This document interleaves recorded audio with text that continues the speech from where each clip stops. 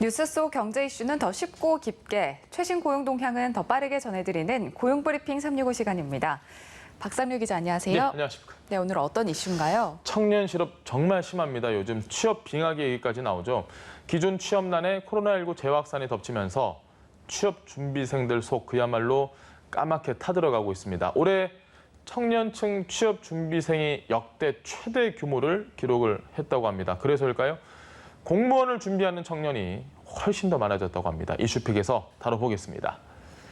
네, 말 그대로 취업 준비만 하는 청년들이 또다시 역대 최대 규모를 기록했는데 어느 정도 상황인 거죠? 학교를 졸업하고도 직장을 구하지 못한 15살에서 29살 청년들이 154만 8천 명이나 됐습니다. 졸업, 또 중퇴자 10명 가운데 3명은 졸업을 한 이후에도 직장 구하지 못하고 여전히 취업 준비를 하고 있거나 아니면 집에서 쉬고 있는 셈인데요. 특히 3년 이상 장기 미취업 상태인 청년은 27만 8천 명으로 전체의 18%나 됩니다. 취업 시험 준비자는 85만 9천 명으로 1년 전보다 5만 5천 명 늘어서 통계 작성 이래 최대치를 기록했습니다. 취업을 못한 청년들은 대부분 취업 시험 준비나 구직 활동을 하고 있었지만 아무것도 안 하고 그냥 시간을 보낸 사람들도 25% 가까이 됐습니다. 네, 청년들의 취업난이 어려울 수밖에 없는 게 이 신규 채용 자체가 확 줄었잖아요. 네, 그렇습니다. CEO 스코어에 따르면요, 지금 국내 500대 기업 가운데 직원 수가 공개된 309곳에서 올해 1분기 정규직 직원 수는 코로나19 직전인 2019년 4분기보다 11,710명이나 줄었습니다. 1만 개가 넘는 양질의 일자리가 불과 1년여 만에 증발해버린 겁니다. 취업준비생이 뚫어야 할 문은 그만큼 좁아져서 앞뒤로 꽉 막혔다, 이런 비유가 적절한 상황입니다. 네, 그래서인지 공무원 시험을 준비하는 취준생들이 더 많이 늘었다고 하는데 관련 통계가 있습니까? 눈여겨볼 점이 좀 하나 있는데요. 이들 가운데 10명이라고 치면 3명은 공무원 시험을 지금 준비를 하고 있다는 겁니다. 이게 1년 전보다 한 4% 정도 늘어난 수준입니다.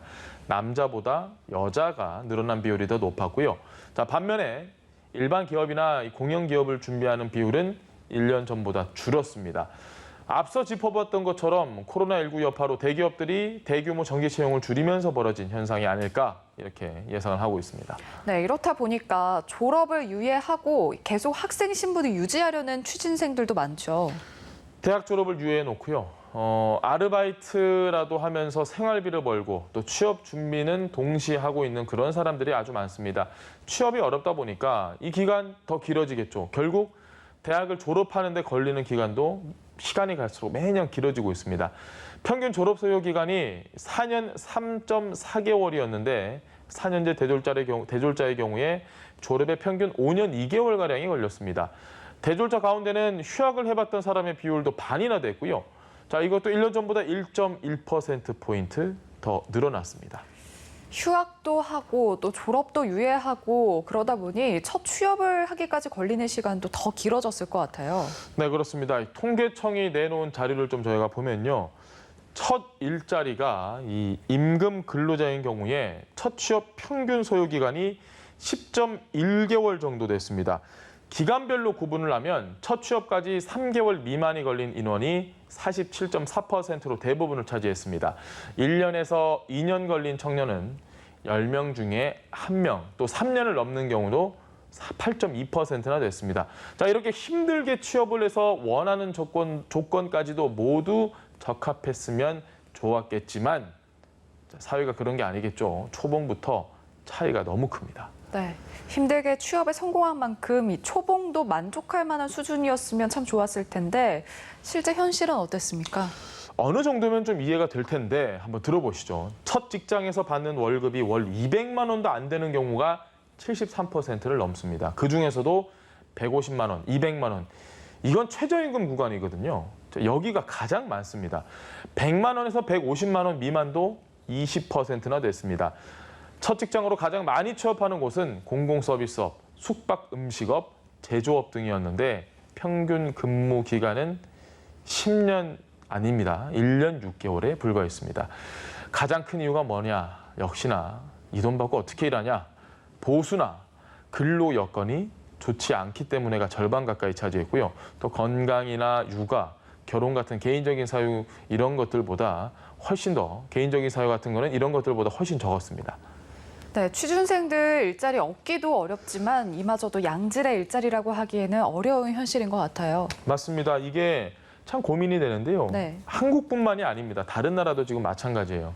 전 세계적으로 청년의 첫 취업을 위한 구직 기간이 늘고 또 첫 일자리의 질은 떨어지고 이런 경향이 나타나고 있다고 합니다. 전문가들은 질이 낮은 첫 일자리의 영향은 굉장히 장기적인 것이 문제다라고 지적을 하고 있는데요. 그런 만큼 정부가 질 좋은 일자리에 청년들이 취업을 할 수 있도록 적극적인 취업 지원 정책을 펴야 할 때라고 조언했습니다. 네, 이런 상황에서 청년들 인구 자체도 계속 감소 추세라고 하죠. 네, 그렇습니다. 청년층 인구 비중이 20% 아래로 떨어졌습니다. 15세에서 29세 청년층 인구는 879만 9천 명으로 지난해보다 13만 6천 명, 1.5% 줄어든 겁니다.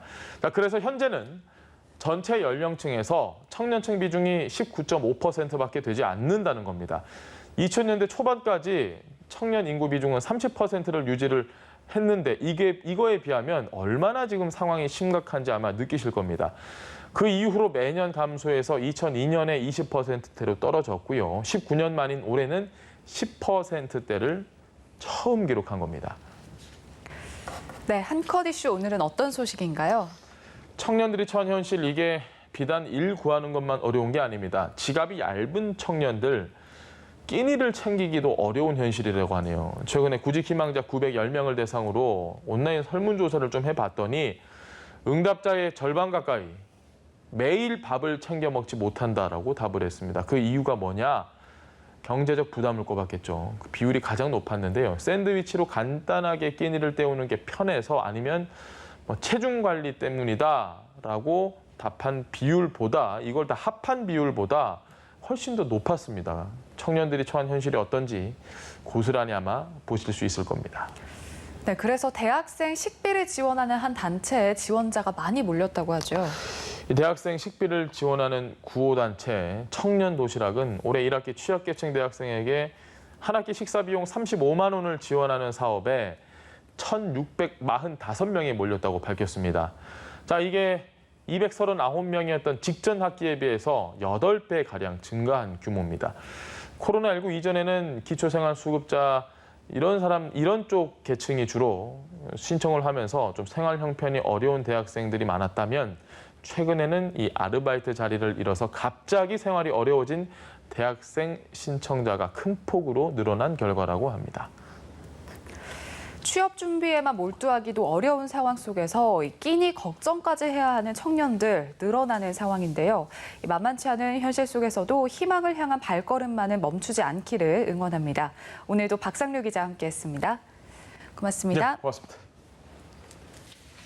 지금까지 고용브리핑 365였습니다.